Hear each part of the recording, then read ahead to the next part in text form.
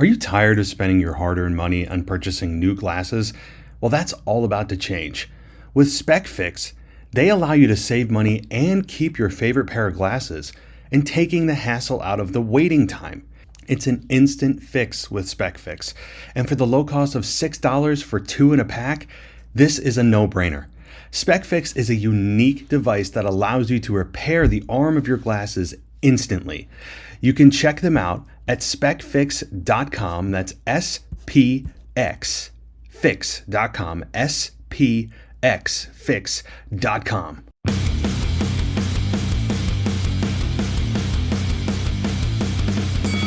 Welcome to the NXT Podcast, your home for weekly NXT reviews and insight. The beautiful part of NXT is that when one dream ends, another dream begins. Find all of your NXT news, recaps, and analysis right here. So with that being said, we only have one question for you. Are you ready? We thought so. Let's get the show started right now. All right, guys, this is Memphis Mark, and we're coming to you from Mullet Manor this week, and we are going to give you the NXT review, and it's November 22nd, coming up before Deadline, the big next event they have, and they start the show off with a basic review of the prior week. They're going over Braun and Von Wagner and JD and Apollo and Wesley and Mello and on and on and on and on. So they get that out of the way, which kills a few minutes, and they bring Toxic Attraction out. And, of course, the ladies are going to shower Mandy with all kinds of compliments and praises, and that does not go without saying. But Mandy, when she gets on the mic, she pretty much says that HBK, the WWE, had to come up with a match to figure out her next opponent in this Iron Survival match that they have coming up. So we will see how this goes. The lady champs come out. There's a clown word called, and you know what's gonna happen. There's an altercation. The numbers seem to be on Toxic's side. So we'll see. They're gonna get Nikita in there to help at a later date and time. So they go from there to show Wesley he's just trying to show up to work, man. That's all. And, of course, Tony D and Stacks got to roll up on him. And, Tony lets him know, hey, I hadn't forgotten. And so, there's some words there. And they're setting up. As soon as Tony gets well, that'll be the match. Because Tony's another person they seem to be really pushing. Just had a freak injury. So, after that, they do a split interview a couple times tonight. And the first one was with Cora Jade and Mr. Walla and Mr. Hudson. And it starts off with Cora Jade talking about her upcoming match, and they go to a commercial. They come back, and it's Waller and Duke. They're just old buds sitting around, and Waller's going, look, man, you gotta give me the real scoop. Give me the, what's up? What's going on? How long are you carrying this on? And everything. And Duke plays it well. He's like, what? What are you talking about? I bleed red and black. So, he goes on his merry little way, and which leads to the Cora Jade and Wendy Chu match, which Wendy still just don't understand that ring gear.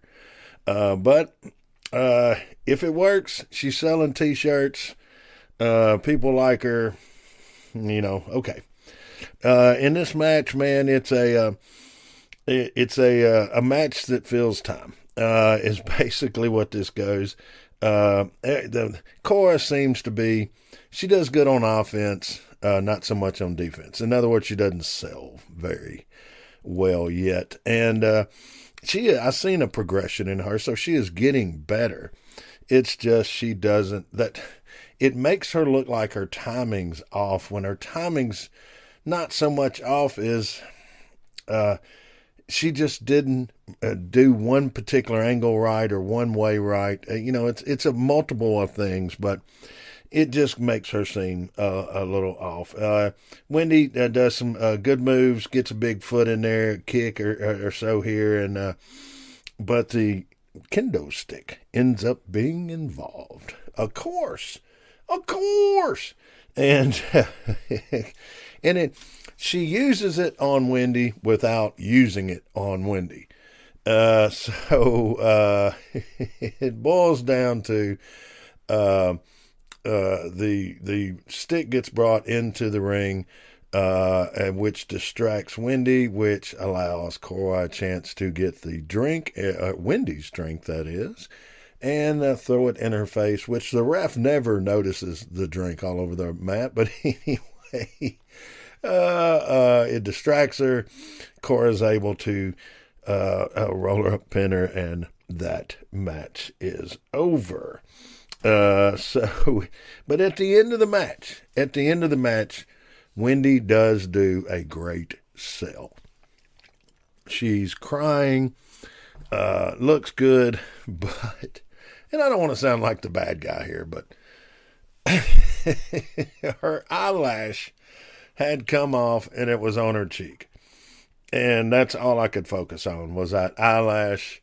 And it was a big eyelash. I'm not a connoisseur of eyelashes, so I don't know, but it looked pretty doggone big. But anyway, they go from there to a diner anywhere in America, small town USA maybe, and it's Apollo, and he's got his journal. He is keeping up with his journeys in his journal, I guess. I don't know, but of course he's talking about Braun, and he's talking about how that the Braun's been carrying this championship, and maybe, just maybe, it's time that his guard is down and Apollo can pull this off.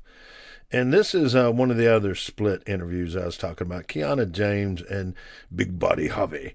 Kiana, of course, does an interview before her match and setting up for that with Miss Nile, but they bring up Valen Henry, of course, and you will see why in a few seconds. But then they go to Big Bobby Javi, and he's got his list of opponents. He's got his list of opponents that he would love to face. Well, of course, all of them either inactive, retired, or Mr. Musk. They're really pushing him. They are really pushing him. So we'll see where that goes. We will see where that goes. Now, they do a little Chase U interview without Mr. Chase. It's all the guys there, and Pretty Deadly shows up, and they're wanting to know from Duke, when are you gonna, when are you gonna stop the shenanigans? When are you gonna come real? And he lets them know, and that he is Chase U all the way, baby. And there's words, and of course there's words. They say words, but no, there's aggressive words towards each other, which leads to a fight. And of course they have the numbers on them, and nobody from Chase U actually helped him. So, but that is going to lead to a tag team title match coming up tonight. That's right, a tag team title match. But they go into the Kiana James and the Ivy Nile match. Now, this is a okay match, and man, look, Ivy Nile is like a freaking pit bull, like a ultimate. If you built a woman to wrestle on the mat, Kurt Angle style, freestyle, Greco-Roman, any of that, it's Ivy now. She is just I mean, her shoulder, her neck, you can tell she could bridge. Her legs are stout. Everything about her, she could do the snap with her hips. All of these moves could be done. So the match kind of is back and forth. Miss James actually ends up looking like she's going to do something in this match, and Ivy just keeps matching her move for move. Finally, Kiana is like, man, I'm out of here. I'm done. And, when she thinks she's done, there is Valen Henry. And so she, gives a little upside the head, throws her back in the ring, which allows Miss Nile to pin her. And Miss Henry decides to put a little more whooping on her. So that's how we get going from there. And then, of course, after the match, you've got the Creed brothers come in to congratulate, so they're going to come in and tell her they're proud of her, and by gosh, they're going to accept the challenge of Veer and the Sangha. And but Ivy seems to keep telling them, hey, man, don't tug on Superman's cape. He's some big old dudes, especially Sangha, because that guy is a monster. So they are building it up. It's going to be the modern day Steiner brothers versus Veer and Sangha. So we will see how that turns out. But like I said, Ivy's trying to chill him. What is this going to lead to on down the road? So you've got Miss Dawn, the modern day witch. She is doing a little promo about Miss Fire. So they are setting up Alba and Miss Dawn to have a match, I believe it was this Friday. And they go back to another segment with Chase U. And Mr. Chase has got a student in there, and he's talking to him. And, of course, Duke comes in, stumbling in, and he can barely talk. He's kind of like Lassie in the old days where he would bark and and tell the people there's somebody that fell in a well.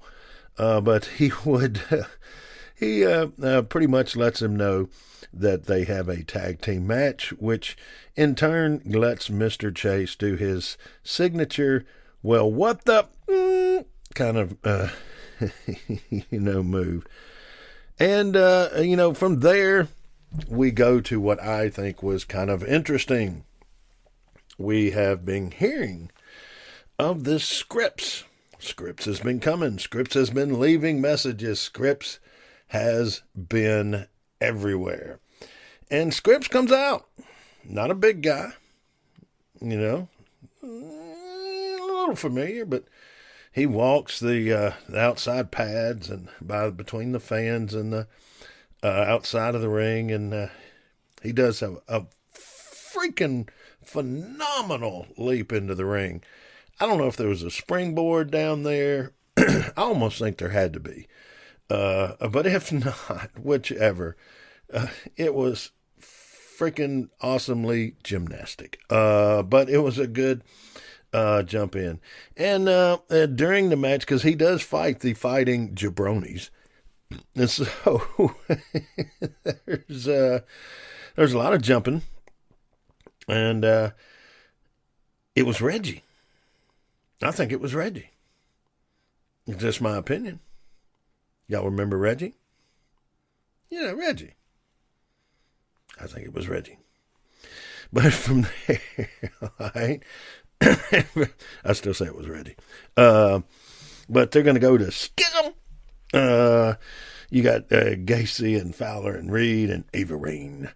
And they're coming out, and they're letting everybody know that they are not taking any more members. It's done. Schism is full. Schism is now going to inflict pain and misery on everyone that did not join their flock. They're going to start a new holiday. So, yeah, rather cult-like.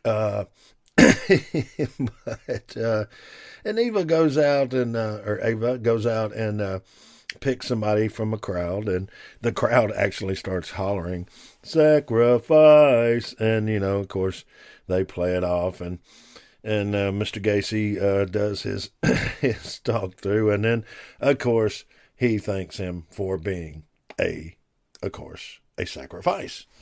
So that's how they go. They slam him down through a table there, and 4 roots, 1 tree. And before, when they were giving him a hug before they sacrificed him, the eyes of Ava, they're trying to give her that mean stare. So I don't know. We'll see how that works.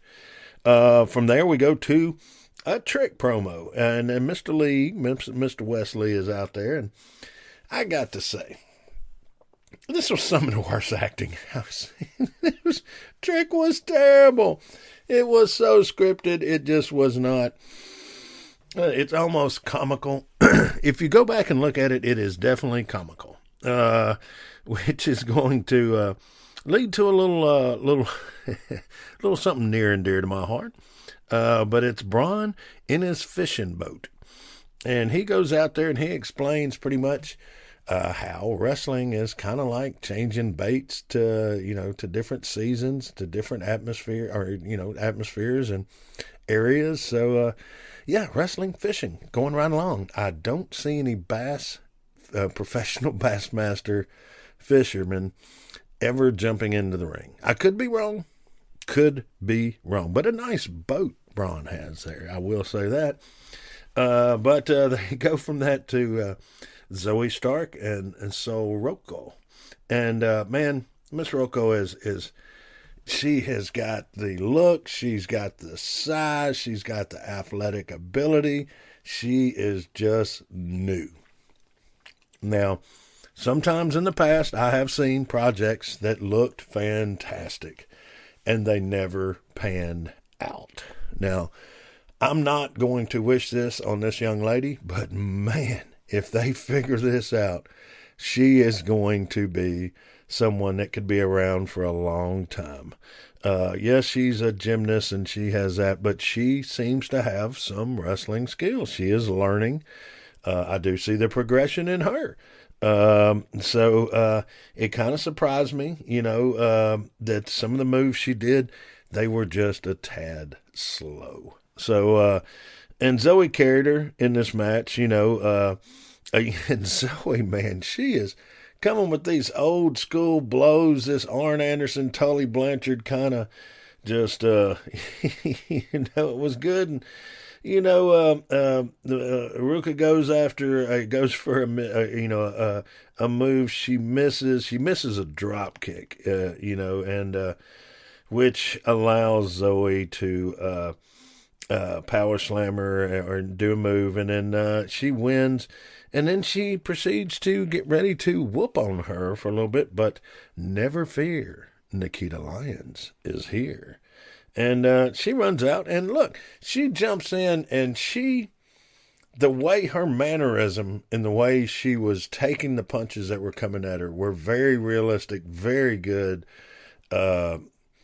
She's been trained. She has taken the training that she's had, and she's done very good, because she went from being an okay to almost a laughing stock to back again, just being a badass, and where she is now. And from there, you've got Mr. Stone and Von Wagner. They're trying to leave, and Anofi and Blade are out there, and they're pretty much letting them know, look, man, they're getting ready to roll out to the club. They'd love for him to come. Look, man, they know they've had their differences, but man, come on, man, let's roll out and do a little partying. And Von lets him know. He takes his jacket off, and he lets him know, man, I might just let my hair down and have a good time, but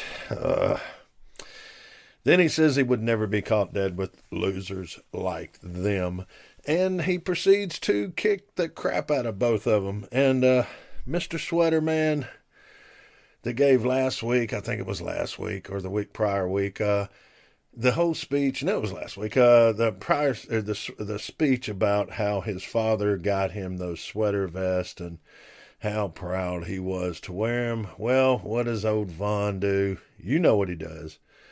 He tears up the sweater. So Odyssey comes out and, helps him. And so we can tell what is going to happen next. Sweater Vest is going to take on Von Wagner. So that's coming to a theater near you. So, we can see what's coming. You're listening to the WWE Podcast. We'll be right back after this short break. Are you tired of spending your hard-earned money on purchasing new glasses? Well, that's all about to change. With SpecFix, they allow you to save money and keep your favorite pair of glasses, and taking the hassle out of the waiting time. It's an instant fix with SpecFix, and for the low cost of $6 for 2 in a pack, this is a no-brainer. SpecFix is a unique device that allows you to repair the arm of your glasses instantly. You can check them out at specfix.com. That's SPX fix.com. SPXfix.com. Welcome back to the WWE Podcast. Let's get back to more great wrestling audio.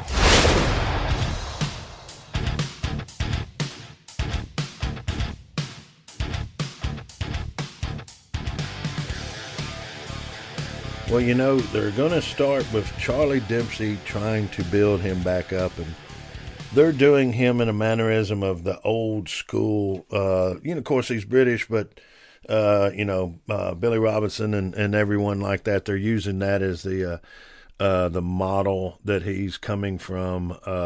And there used to be a deal back in the day in the gyms where you took a set of playing cards, and that's how you did your workouts, with reps or sets or whatever it may be, but it was which cards you turned up. And yes, I remember those days, and I was younger and in a lot better shape. But anyway, they did a pretty good little a promo with Charlie, and I think they're going to do something with him, and I hope they do. I really, really hope they do, because he has got talent, and he has that old school feel to him. So now we've got to go into Chase U. So it's Mr. Chase and Duke Hudson. Hey, that's right. They're going against Pretty Deadly. And this is going to come out, well, look, immediately, they run over, I believe it was, who was it? Anyway, I think it was Prince or whoever. I can't remember exactly. But he goes over and tries a sneak attack right from the start, which Duke pushes Mr. Chase out of the way and starts the match because he's having to get into it. But before I get too far into the match, it was announced that that Pretty Deadly has a shampoo deal with a company that used to have one with a contract with Edge and Booker T. So we'll see how that goes. But let's go back to the match.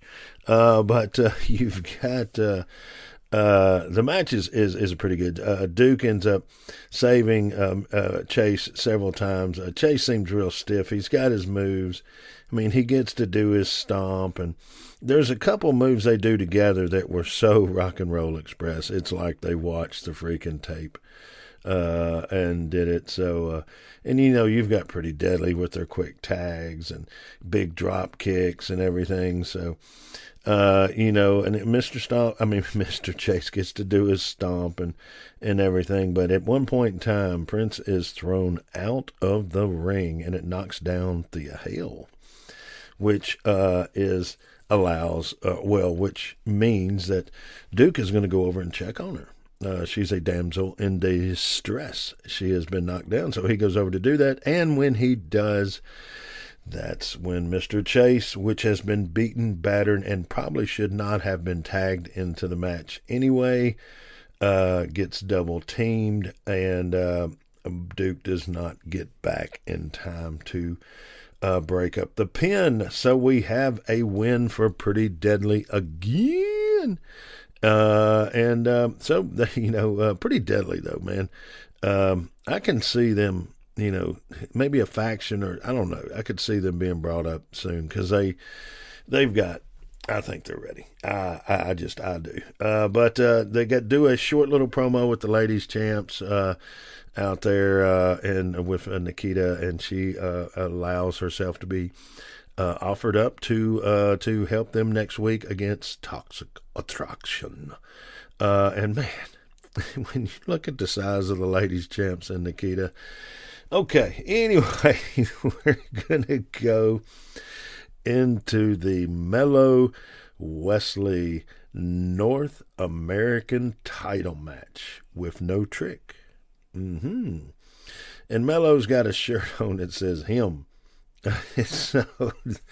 And look, man, these guys come out throwing. I mean, this is a banger match. This is by far the best match. Their timing is great, man. They do some old school chain moves, and what I mean by that is there'll be a counter for a counter for a counter.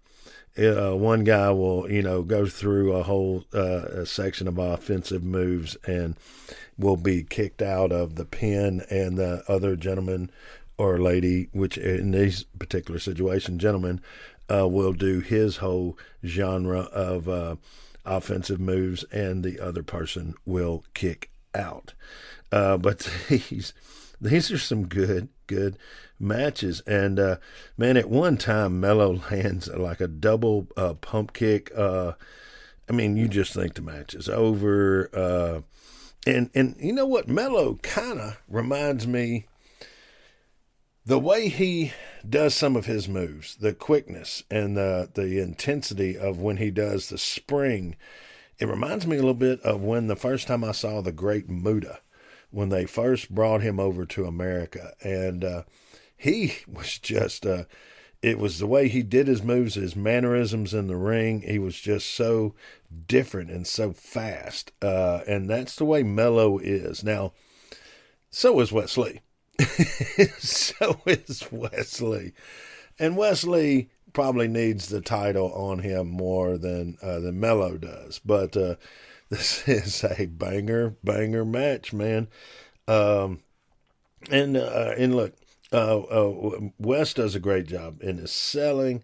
And when Wes does his offensive moves, he kind of runs kind of like a kicker would to kick a football off, that starts to the left or right of the ball and then hooks right towards the end and kicks. That's kind of the way Wesley was doing some of his moves, and it looked really good because, man, he was doing some back flips and stuff that were just on time, on the money.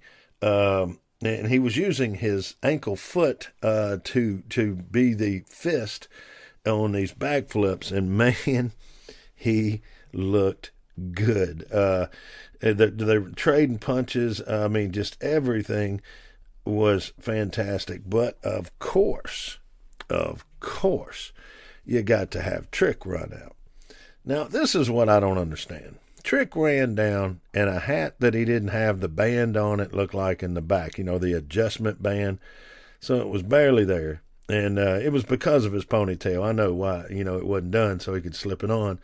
But it was very important for some reason for him to have that hat, because he runs down and his hat comes off. And it's more important that his hat is on before Wes goes flying over the top rope on him, or whatever it was that movie put on him. But I just didn't understand the hat. I don't know, fashion statement? Maybe, I don't know. But anyway, Trick gets involved. He gets knocked down. I'm sorry, I'm just thinking of the hat and the eyelash. But eventually there's a couple backflips, and Wesley lands them with perfection.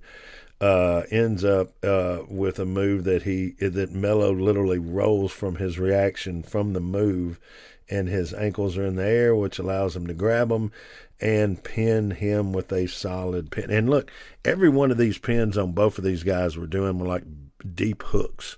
They really looked, a lot of the prior pins that did get kicked out of, they looked good. But yes, in this one, they end with Wesley with a backflip and a kick to the head and a couple more moves, and then Jack comes out, and Wes is waiting on him.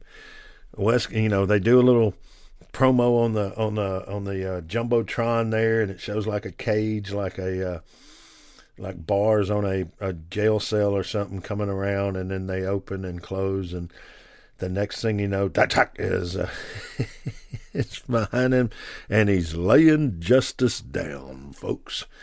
And the guy, I'm not familiar with him, so we will see upcoming. And I love it when the announcer said it's Jack, and Booker T goes, "Who's that?" So that shows where we're going, but they bring him in at the end of the match. That means there's a build-up coming, folks. That's going to pretty much end us for this week. The hat and the eyelash, I'm sorry. That's going to stick with me for a little bit.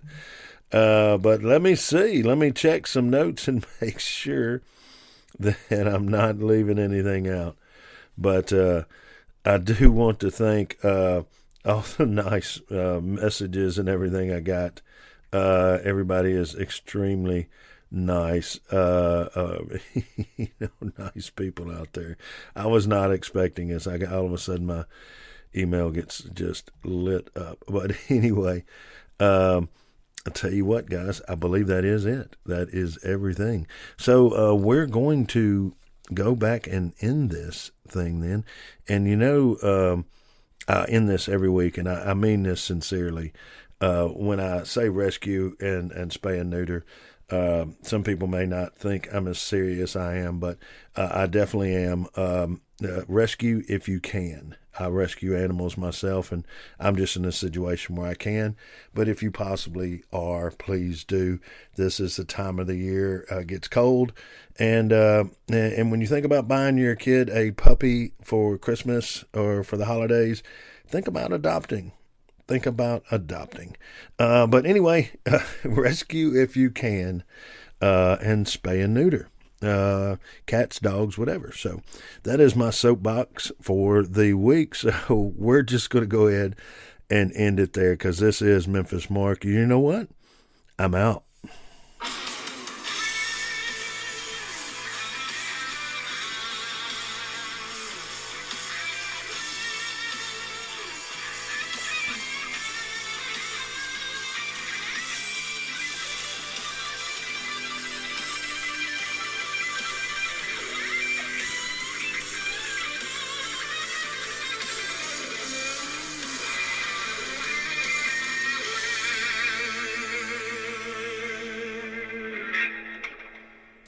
Are you tired of spending your hard-earned money on purchasing new glasses? Well, that's all about to change. With SpecFix, they allow you to save money and keep your favorite pair of glasses, and taking the hassle out of the waiting time. It's an instant fix with SpecFix, and for the low cost of $6 for 2 in a pack, this is a no-brainer. SpecFix is a unique device that allows you to repair the arm of your glasses instantly.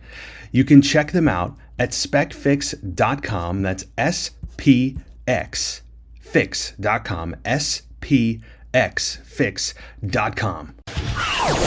Thanks for listening to the WWE Podcast. Don't forget to subscribe on your favorite podcast app so you don't miss a show, or head to WWEpodcast.com. And for all of these shows ad-free, head over to patreon.com/WWE Podcast. Until then, we'll see you next time.